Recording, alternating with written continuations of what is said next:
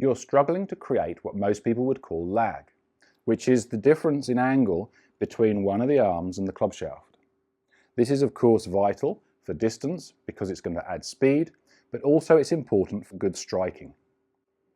Now most people think of lag as the angle between the lead arm and the shaft. So they're looking at the left arm as a right-handed golfer, they're trying to increase this angle, hold it as you come down, and then release it down at impact.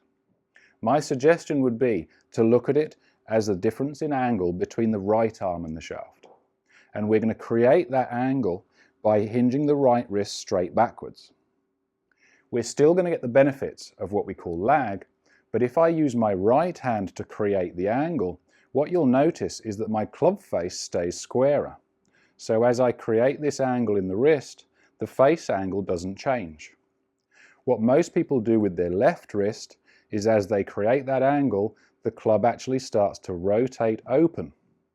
And if you're hanging onto an open face late into the downswing, you may find it very difficult to square that club face. On the other hand, with the right wrist, if we hinge that backwards and we hang on to that angle, it's quite safe to hang on to that angle late into the downswing because the club face is much closer to square. So to do this drill, we're going to start with one hand only, which is the right hand. One of the things that sometimes you'll see when people struggle with lag is that they do actually create the angle early, but then they lose it early. So we're going to try and feel the opposite. We're going to start the backswing with no change in wrist angle at all, and then as we change direction into the downswing, we create the angle. So if we're creating the angle during the downswing, it's going to be released later.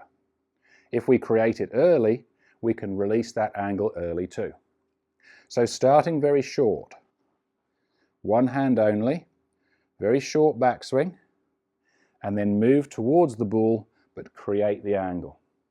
Stop when you arrive around what impact would be, and make sure you have the hand forward and the club head back. A simple guide would be the club head in line with the right foot and the hands are in line with the left foot. So I'm going back, I'm keeping the back of that wrist flat, and then as I change direction and come towards impact, I put the angle in the wrist. If you can do that with a short swing, go a little bit further.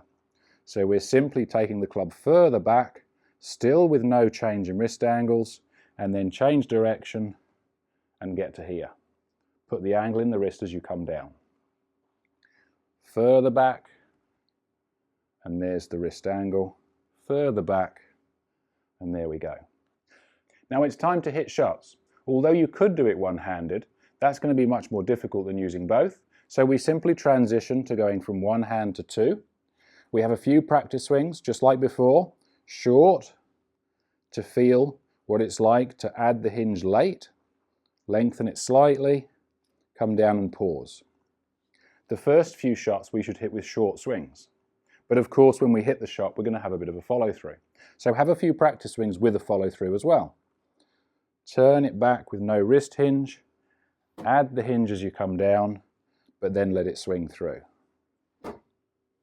Make sure the club hits the ground, ideally after impact so we've got a good strike. And then chip a ball out there, nice and easy, no wrist hinge, add it on the way down, but then follow through. And if you can make contact with the ball like that, simply lengthen the swing until you build it up all the way to a full swing.